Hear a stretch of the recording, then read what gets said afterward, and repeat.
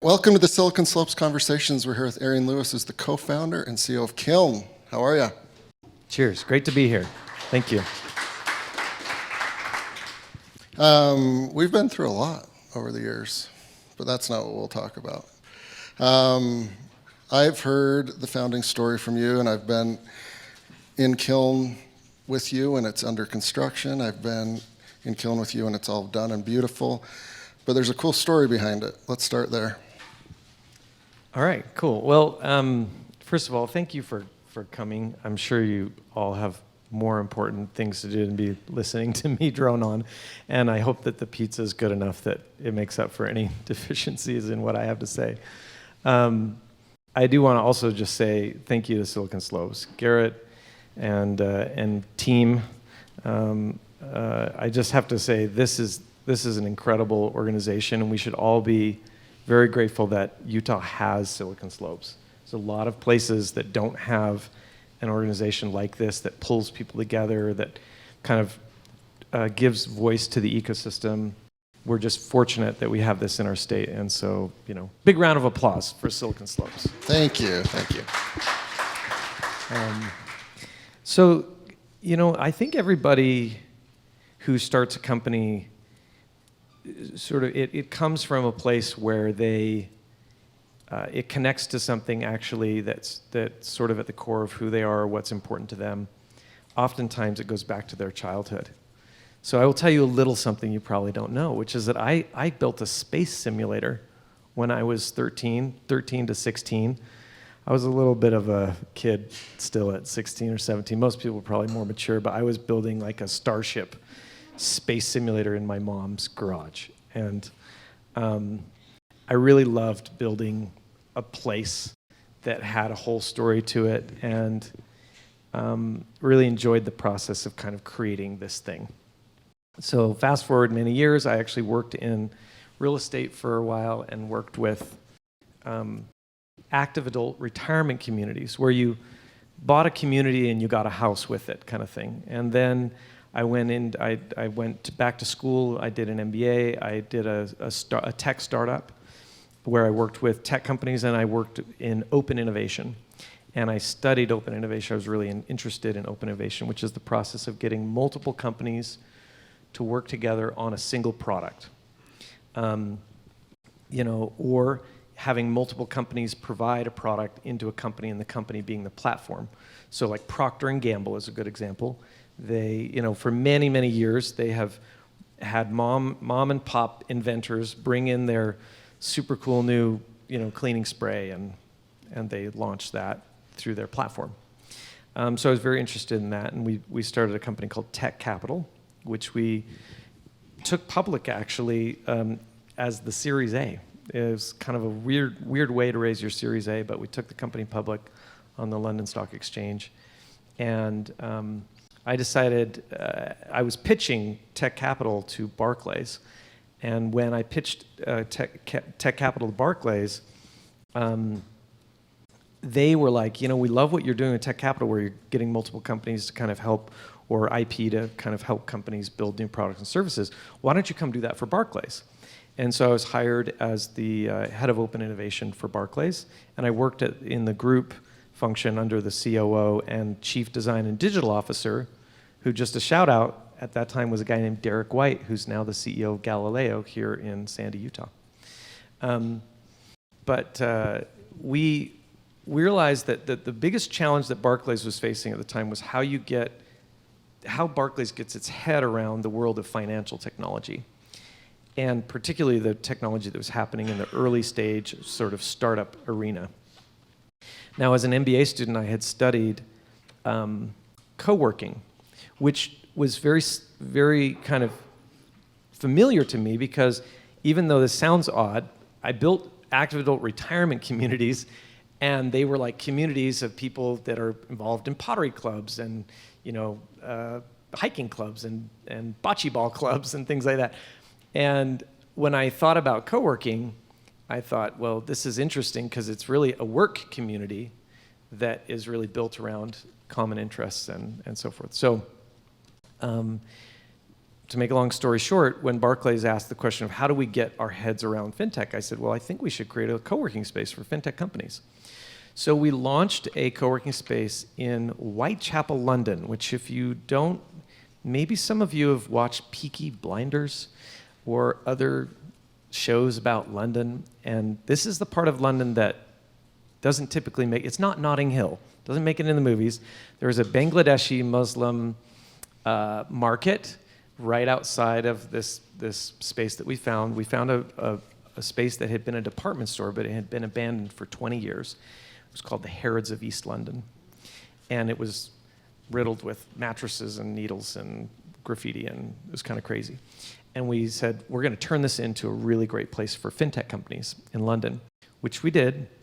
It didn't have any air conditioning or heating, really. It had a staircase that was later condemned, so you couldn't use the stairs. It was on the second floor, which made it a little challenging. And we launched this co-working thing called The Escalator, which we did an accelerator with Techstars, a fintech accelerator with Techstars, and then we did a co-working kind of thing with a group called Central Working. And it was very successful. In fact, we hosted the first meetup of something called Ethereum. So with a guy named Vitalik, if anyone knows those names. And we held the first meetups for crypto companies, which back in 2013, it was like a very small crowd. But we had free beer, and you could come, and first it was like 10 guys talking about crypto, and then it was like 200 people coming together and talking about crypto. And we had a lot of amazing companies come out of that. Chainalysis, if anyone's heard of Chainalysis, and Everledger, and of course, Ethereum, pre-Ether Ethereum. And it was a success, and Barclays said, let's do this all over the world. So we launched a new brand called Rise. And I should mention that the co-founder of Kiln is a gentleman named Lee Radford, who's at a rock concert in London right now. But he's based in London, and Lee was the designer on that very first co-working space back in 2013 in London. And we then launched co-working spaces for fintech companies in London, New York, Tel Aviv, Cape Town, South Africa, Mumbai, Vilnius, Lithuania, and Manchester, England. And so we had like a little United Nations of co-working companies. And it was really fascinating. We got to see like coding camps for women from townships building apps for their everyday life needs in Cape Town. You know, like a laundry sharing app or a daycare or childcare sharing app. We saw early stage fintech companies in Mumbai, like Cube Bank. I met the guy when he was just one guy. Cube is now, I think, the fourth largest digital bank in India.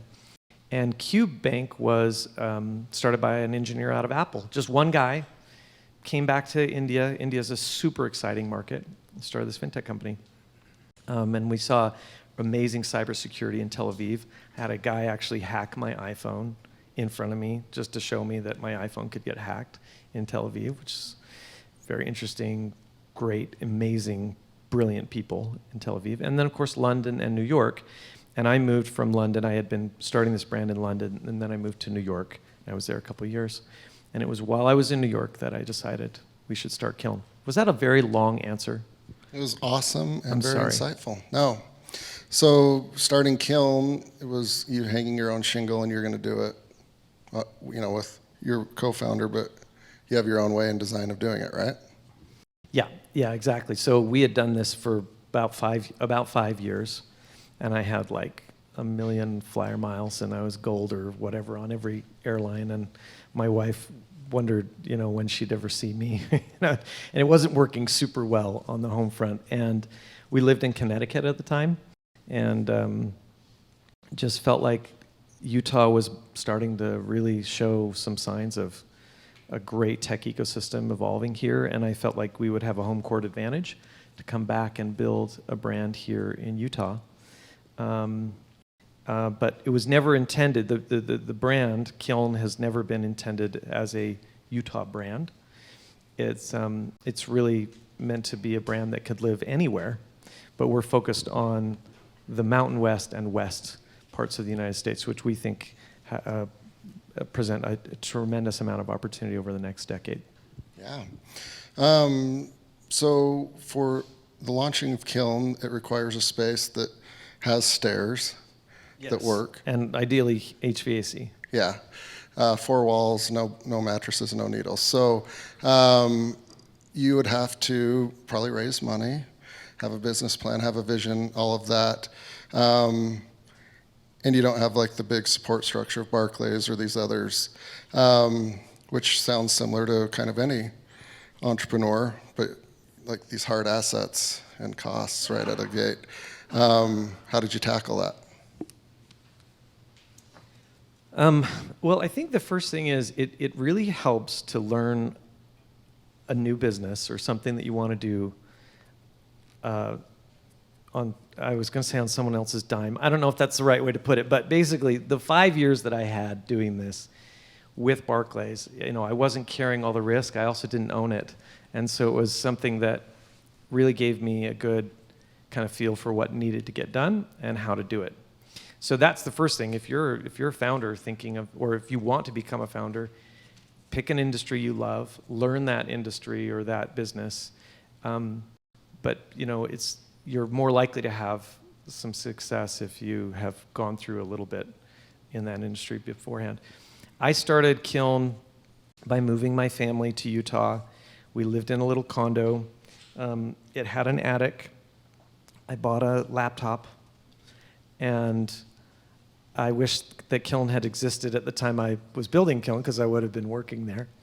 But yeah, it was just grinding out. I went to real estate people, and I basically tried to convince them that we could be successful in doing this. And they would ask me a question like, well, how much money is this going to take? Like, well, a couple $1 million. And, well, what kind of credit are you going to offer to, because the world of real estate is kind of pretty old and curmudgeon-y. And they looked at me like, what are you're just going to be a big risk to us. But there was this place called the Gateway where not a lot was happening at the time. And there was an old arcade and sports bar and grill that had gone out of business. And I had pitched them on this. I had gone to this group and said, look, there's this Dick's Sporting Goods, and it's got a climbing wall in it, and it'd be amazing as a co-working space, and it's 140,000 square feet. And they're like, no, we're not going to give that to you. But they said, but this old arcade over here, tucked away in this corner, we'd love to do something there. And so I got a deal done there.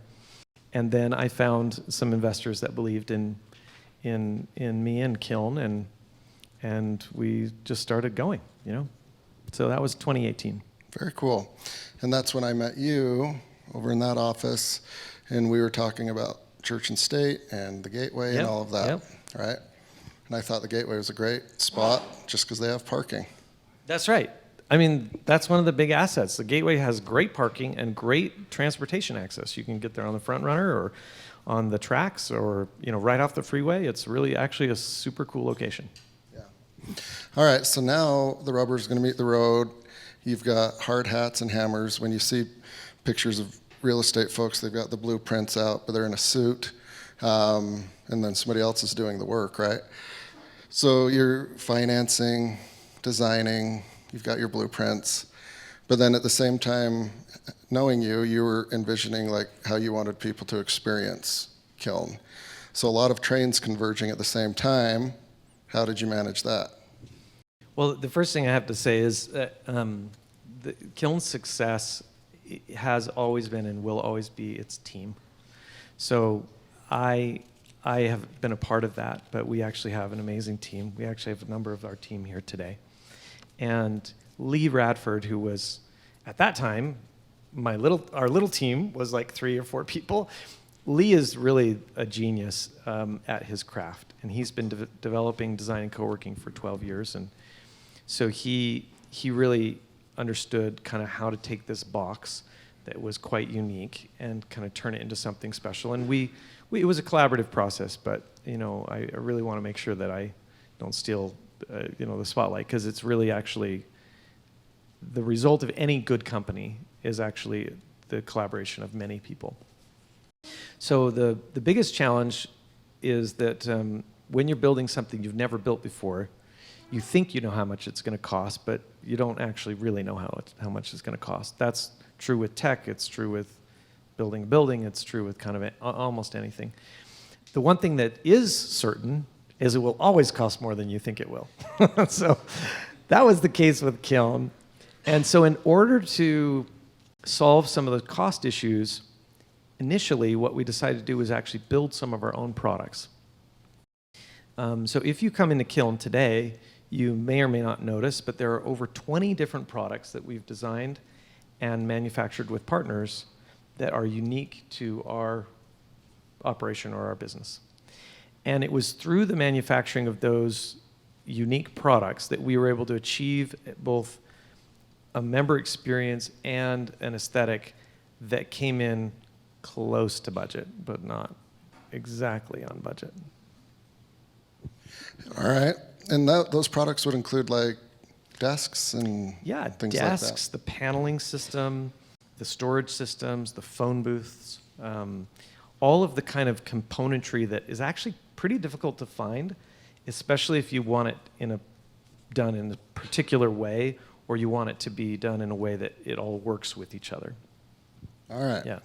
So unlike Field of Dreams, if you build it, they'll come. Yes. There might have been some doubts, like, all right, we're building this. I hope people come. So then it's like, what are they going to pay? I wonder if we should do more private desks versus offices. Not a lot of data. How did you guys figure out the first product, mainly being Kiln? The honest answer is just intuition. I would love to say like we had this beautiful model of data behind the whole thing.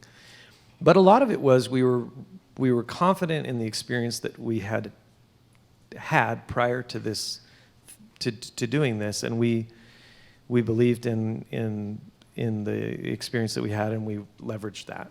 So, does that answer your question? Yeah. It's not. There's no magic. The truth is, data will tell you whatever you want it to. So any entrepreneur or founder that tells you they're building their business based on some analysis of data that tells you, what the direction of the business should necessarily go, is not being full. It's the best companies are always really built coming out of the heart and soul of the people that are building them, and the data has to be basically there, but it's never entirely there, and it can always be shifted in whatever direction you really want it to go. Yeah.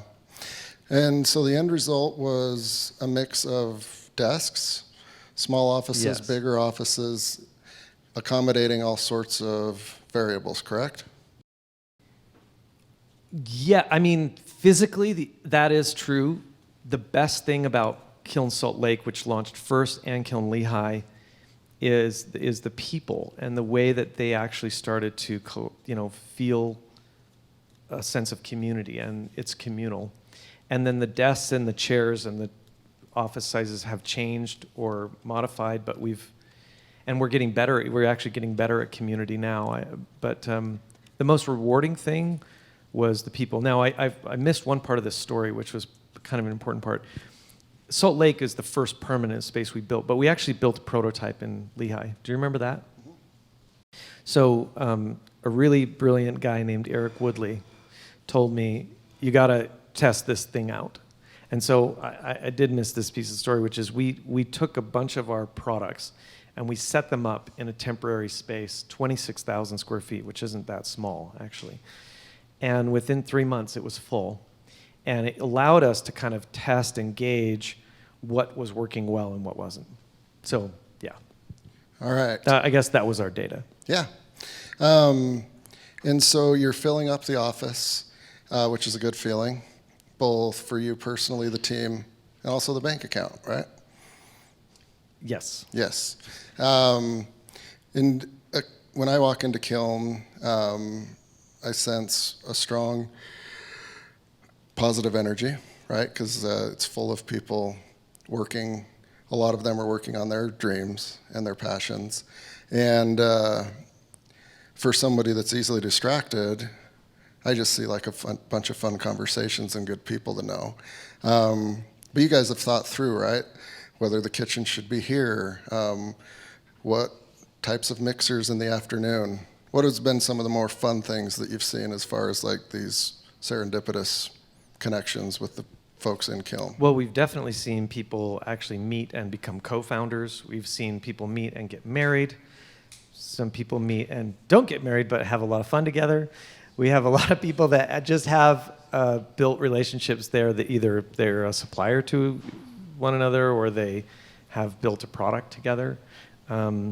There's, just to give you a sense for the scale, I think we're around 1,800 members in Utah right now, and we have over 400 companies that are based with Kiln. And that includes Lehigh, which has 2 locations. If you haven't seen the second location, it's in the building kind of just behind our first building, and it's really quite cool. It's for bigger, larger companies. And then Park City, which launched during the pandemic, is really cool. A lot of amazing companies there. And we actually have a long waiting list of people that want to kind of get into that location. And then Salt Lake, which I just have to say has always been kind of quite special because it's a very unique space. If you haven't been there, you really need to see it.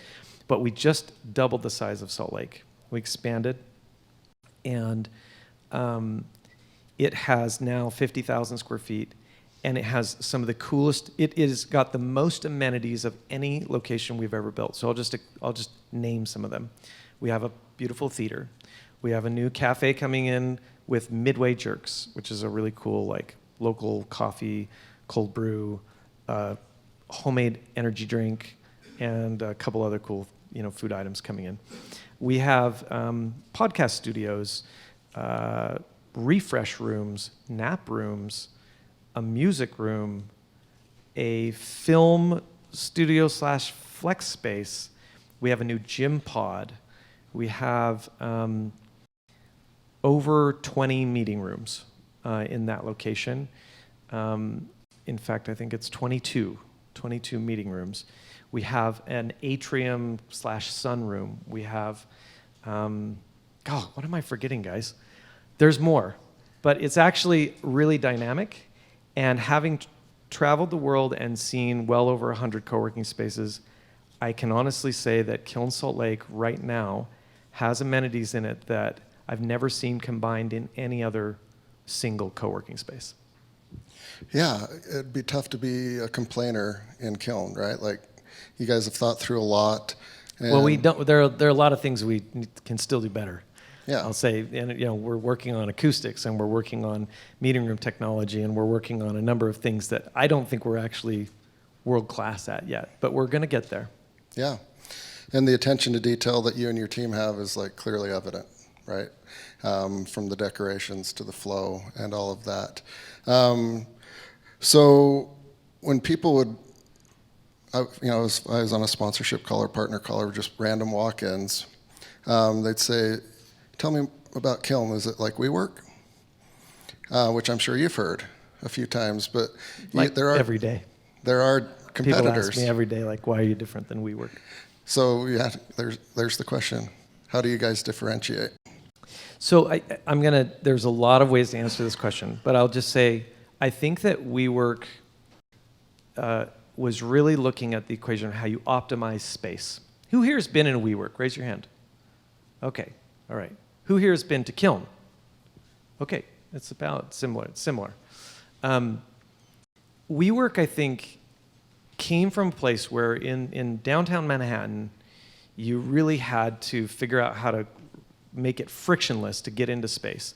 And they were really looking at the optimization of space.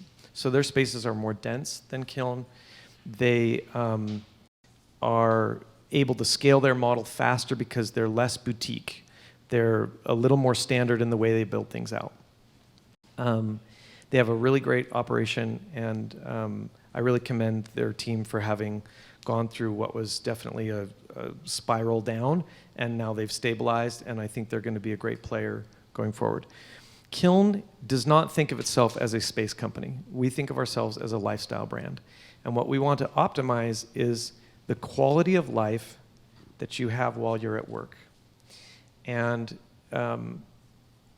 there's only a few things you can really control in your life. One of those things is where you are or who you are with. And when life is said and done, it's going to be the way you've spent your time, who you've spent your time with, and where you've spent your time that will ultimately be the most meaningful thing, or be the building block of the most meaningful things. And so what we want Kiln to be is, and I love what you said, you feel an energy there.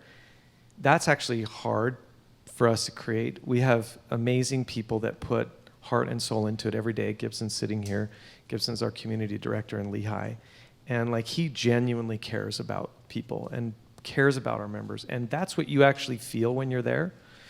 And that's magic. That's not, you can't build that when you build a wall, And that is, I think, what sits at the core of what makes Kiln different than WeWork, is that we're focused on building a company that elevates the quality of life while you're at work.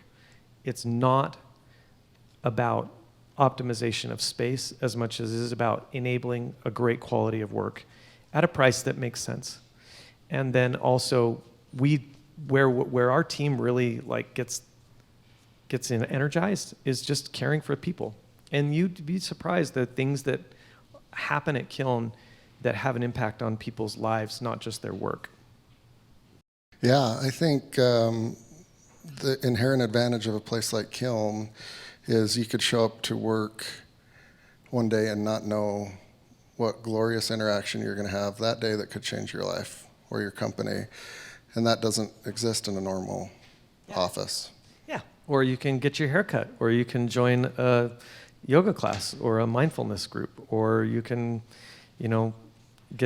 have Taco Tuesday. There's lots of really cool things. And, work can be hard, and everybody's job has its parts of it that are hard, you drive a tractor for work. That's not always easy, but you do it. But the good thing is that in every job that must be done, there's some element of fun. And so I told my team this morning that my celebrity crush is Mary Poppins. But if you find the fun, then the job becomes a game. Absolutely.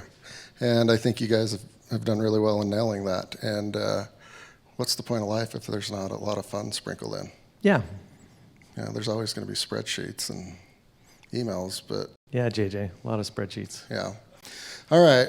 What was it like for you and your team to know that it was working and that you guys were on the road to success? Follow-up question, how do you plot and plan your next moves into new markets? So we knew it was working when people bought the product. So, it's the data. That data is pretty easy to tell. I will also say we knew it was working when we started to see the way that work is changing. So there are a few really interesting stats about Flex Office. Flex Office, which is the category that we sit in, includes Regis and WeWork and a bunch of others. But actually 70% of that category is mom and pop spaces. So Salt Mine is a good example here. Church and State's a good example. And yet this little sector only comprises 1 to 2% of total office square footage. And yet it is projected to go to 30%. And some analysts are saying it'll go there by 2030. And the reason, and that was pre-pandemic. Now the pandemic is actually, the first parts of the pandemic were not very fun for co-working. But now what we're seeing is people want flexibility. They are not excited about signing a 5 or 10-year lease. They don't want to drop a bunch of CapEx into their space, but they want an office that's inviting, that's fun, that's engaging, and that allows them to recruit and retain their team in a stronger way. And the need for an office hasn't gone away. It's just that it's more flexible now. And so our model being more flexible just is a natural fit with where the world is going for office. So success in Kiln, you can measure it based on revenue, but the reality is you really measure it based on the feedback you're getting from your members and whether they want to stay and continue to work and build things at Kiln. And I wouldn't say that we have been successful. I would say that we are continuing to evolve. And the reason I say that, because I don't think success is like this destination that you can get to. What I see every day when I come to Kiln is I see both wonderful things that are happening, and then I also see a lot of things that we can get better at. And every time we achieve one of those things and get better at something, I feel like that's success. Like that's a moment of success. And so does that answer your success question? Yeah. Yeah. And then the follow-up is I've had a lot of conversations with folks who had been to Kiln, we're currently in Kiln when we're having this conversation, and they say, it would be awesome if this was in Logan. It would be awesome if this was in pick your city. Yeah. That would be awesome, right? Yeah. But you guys have to think through that. So what is that like for you and your team? There are some basic population demographics that kind of we think are important that need to be in place. There needs to be a certain amount of people. We look for a tech ecosystem. But a great example is Boise. Boise is actually a super exciting ecosystem right now. It's behind Utah in terms of the amount of technology and the tech companies that are being built there, but it's on a similar path. And we kind of saw that trend happening there, and we were excited about Boise. And then when we went to the Boise market, we looked at, well, where are people moving to? People don't want to commute a long ways. So it's not, the future of coworking is actually suburban versus urban. And so it wasn't like they just wanted to go downtown Boise, you know. We decided to build a location in Meridian, Idaho, which is a bit like Lehigh. It's actually, Treasure Valley is a little more tightly compact than the Wasatch Front, but Meridian was a good in-between point, and it's done very well. If you go up to Meridian, you should definitely go by Kiln. It's beautiful, it's really well situated, and we have an incredible team up there, and you know it's for the most part getting pretty full. It's nearing 70% occupancy, so it's doing very well. Yeah. Very cool. And the research that you guys are seeing and the data that you're looking at is like public info and probably stuff from real estate groups. We look at it different, though. We look at like lifestyle trends. So like Bozeman, very interesting to us. You know, even Jackson, small population, but really interesting to us. It's like lifestyle markets where people want to live because they want access to the good quality of life that's there. And that's why we recently are expanding into San Diego. Yeah, so you're in like some pretty good spots, Boise, Utah, San Diego. It might just be you want to go where, or you want Kiln where you want to go have a vacation. Well, that's part of it. I mean, to be honest with you, if you can build something somewhere, you want to build it in a place where you want to go. But obviously, those are usually the places where other people want to go as well. And so, but yeah, I'll be honest, like there's a little bit of that. Like we love San Diego. It's a great market for us. We like going there. Other people like moving there. And a lot of people are moving there. There's a huge new Apple campus going in down there. Amazon, you know, all of the big names are going to Google. And so it was a natural fit for us, yeah. Very cool. This is a fun interview because I have all sorts of stories of companies that were at Kiln and got big and went out into the brave new world, for them at least. But how rewarding is that to watch the companies get bigger, need a bigger office, raise money? How is that rewarding for you and your team? So yeah, we have seen a lot of those stories where somebody starts even as an individual, and then they get a 2-person or 4-person office, and then they're in 6, and then they're in 30. And it's super rewarding. I will say that we've also seen the true story of a company. Most companies don't go like that. Most companies are just not like this. Most companies are doing kind of like this, and then this, and then this, and then this. And what's amazing is that Kiln has accommodated their needs at the point in time when they need something different.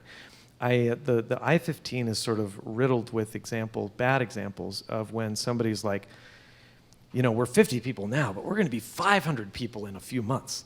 And so we're going to go out and lease a giant space, and I'm really excited to put my name on the building. We're just going to be a brand that we're aspiring to become.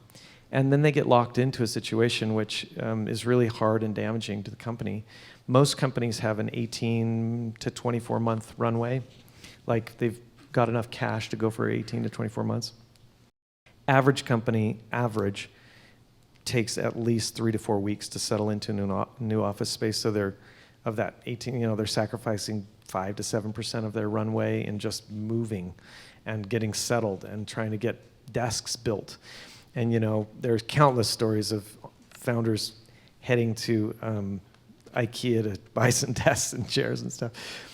And the great thing about Kiln is we get the chance to allow people to get in and get started right away. And by right away, I mean like within 2 hours of arriving.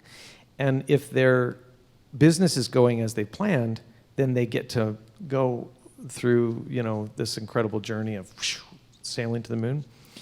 But I'll tell you the most rewarding part for me has been when an entrepreneur or founder calls me up or asks me, hey, Arian, like things are hard right now. I haven't been able to figure out how to make this work. Like, what would you do, or how can, do you have anybody that can help me with this? And it's actually really rewarding when you can help somebody who is, and that's very normal. And, I was just thinking, we got a call like a weekend or two ago, a great founder who's just been grinding at what he's been doing for like 2 years. And I really like this guy. And, he called and said, I'm really struggling this month. How do we work through this month, and how can I build a plan with Kiln? And we work with him, and that's really the kind of the sweetest part of working with founders and companies. Yeah. We're going to open it up for questions from the audience. Hopefully I have a microphone in 1 minute here. But talking a little bit beforehand, you guys do have a new product called Basecamp. Yeah, we do. Yeah, I'm super excited about this product. So this is totally new. I don't know really of anybody else doing this right now.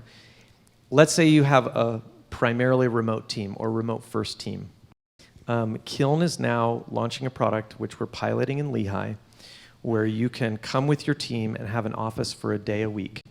So you can say, hey, Tuesday is our day in the office, and we've got 20 people on our team, and we're all going to come into the office. Now, it used to be that you'd have to work in, kind of our club setting where it's all a big shared desk. But what we've actually done is taken a beautiful studio with meeting rooms inside of it, and it's all decked out and ready for you to come in. It has monitors, etc. And you can just rock up with your laptops.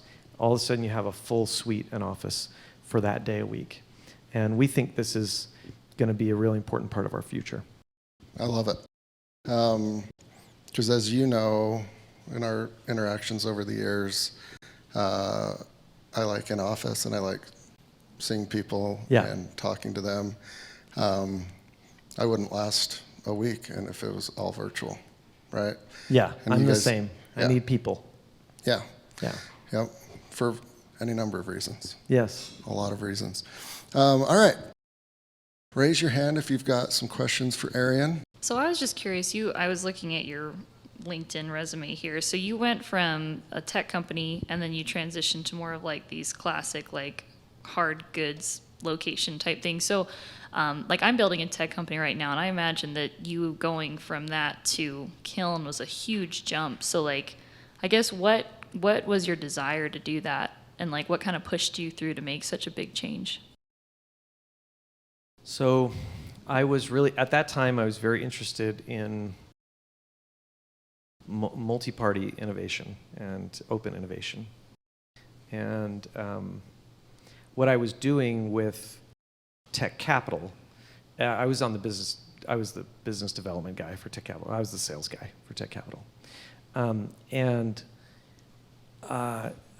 There was a real parallel between like working with a lot of it was multiple IP assets that we were bundling together and selling to mid-cap public companies. And there was a parallel between that concept and what I was going to do for Barclays. So it was a natural transition. When it moved into the physical thing, I should tell you, for Barclays, whilst we did build a coworking brand, most of what we were doing was innovation. So I was actually heavily involved in building accelerator programs and building hackathons and things like that. And so the co-working thing was actually something that I got used to over time. It was sort of a means to an end, not an end within itself. And I think the learning point here is that when you take the time to expand your experience, you may discover that you actually love something that you never expected to. And that was the case for me. I loved creating these environments and these communities and being a part of crafting that. And I actually really feel like I'm doing what I should be doing with my life. It's like very satisfying and very, I feel very content. Like I don't feel like maybe there's something else I should be doing, I feel settled. And I think you only get there if you're willing to kind of explore things that you are not used to doing or that are uncomfortable for you. Yeah, thank you, Arian. 2 quick questions for you. One, I just moved from California like a year ago. I had friends that started a co-working space out there right before the lockdowns and the pandemic. What part of California? Escondido? San Diego. Yeah, San great. Diego. Great. Yeah.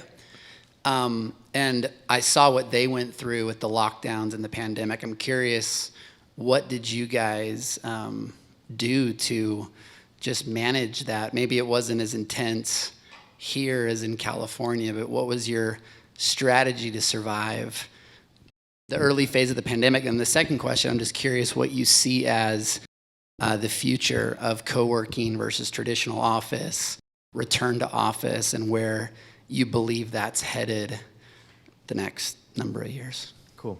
Well, let me just say, our new locations are in Solana Beach, Carlsbad, and Leucadia/Encinitas. So I hope that you come and explore those locations at some point when you're back in your old stomping grounds. And hopefully we'll be able to announce another one soon. So to answer your question, I forgot your first question. I remember your second question. Yeah, pandemic. Thank you. It was. I think what I learned from the pandemic was, if you think you're going to face a problem or a challenge, go fast toward it. I really appreciate. We have a really wonderful team at Kiln, and instead of waiting, we made the decision that instead of waiting for our members to call us up and say, I'm really struggling here, or we don't need an office, or things are looking bad for us, we decided on about March 13th or 14th, right when Rudy Gobert got COVID, we decided just to get on the phone and just start calling everybody. And there was a lot of firefighting for several weeks. And a lot of the people that we called were not in a bad place yet. Like, things were just fine, but we said, look, if you need a discount, if you need help, if we can help you get through this, let's get through this. And I think that proactive approach really saved the whole company. And I credit a guy named Brighton for his intuition on that and his hard work. I credit Gibson, who's sitting here, Vanessa, who was really part of the core team as well. There was a lot of people that just put their heart and soul into okay, come hell or high water, we're going to save this thing. The other thing is, we made a commitment that we were going to do everything possible not to lay our team off during the pandemic. This was hard because basically Kiln dried up, it went quiet. To be honest with you, we could have operated Kiln with 1 or 2 people at each location, max, maybe 1. But we preserved our team, and they worked really hard. And it was a real unifying thing. So all I can say is, I don't think I'm, people say put people first. I really wish I were better at that. I really want to be that. But I would say that our people really did put each other first. It wasn't just a top-down, we're going to put each other first. It was everybody on the team was we're going to work as a team to get through this. And we did. And it wasn't easy. We didn't make it. We lost lots of money. But now we're in a good position. So to answer your next question, hybrid work, everybody uses that term. The truth is that people, everybody's in flex mode right now. I think where it'll settle is most people come to the office 2 to 3 days a week.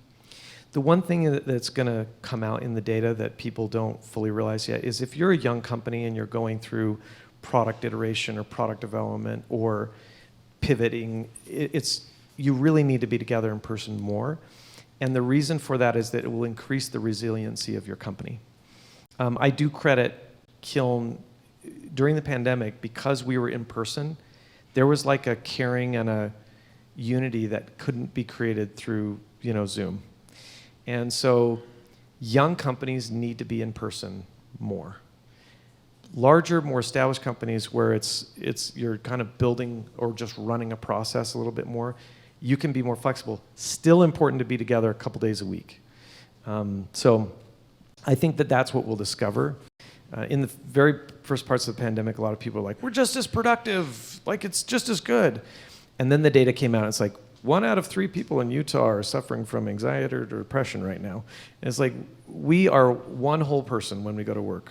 If we're mentally well, physically well, socially well, professionally growing and developing, all of that plays into our productivity. And so to discount an office and to pretend like we don't actually need people when we really do, and a lot of the reason we work is actually because we want the camaraderie and the relationships and the soft learnings that come from observing other people. We need that time in person. So I think the office is here to stay, but it will be flexible. Yep, and you guys are right there. Those were rough times, and kudos to you and your team, because you were also helping with other big stuff, Economic Impact Committee, and it was really commendable. So glad we don't ever need to repeat that. But we might.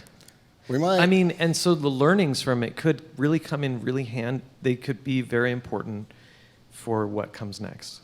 And I really hope we don't have to go through that again either.